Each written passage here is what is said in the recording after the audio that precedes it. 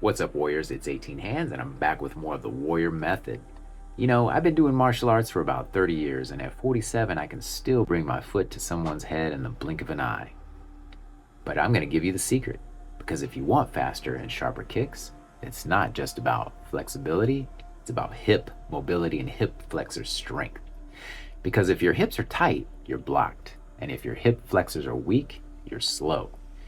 The speed comes from the control through the range of movement, not just how high you can kick. So getting your leg up high enough isn't just about flexibility.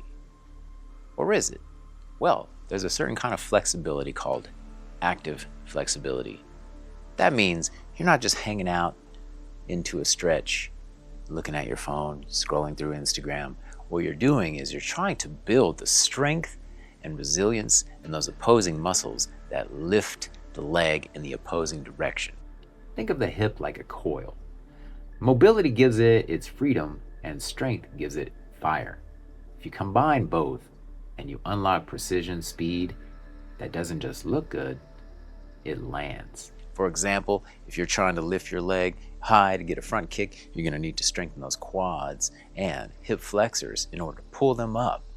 You're also stretching this back, so you're also going to need that as well. If you're doing a side type kick, whether it's a roundhouse, you're not only going to need to stretch the inside of this thigh, but you're also going to need to have those opposing muscles here to pull that leg up high enough to get your kick fired off. So another added benefit of practicing the kick slow is pinpoint precision.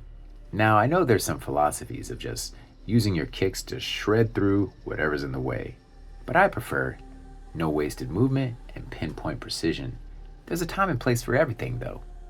And one way you can do that is just picking some targets, maybe even making little dots on a wall or something that you can practice on, and just slowly trying to tap those targets. It's going to build your mind and body connection, and it's going to teach you to visually look for targets that are small instead of large targets, which can come in handy if your opponent is blocking all of your strikes.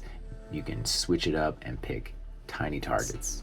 If you want to know some methods on how to build those strong hips to get those kicks faster, drop me a line in the comments. Be glad to help you out.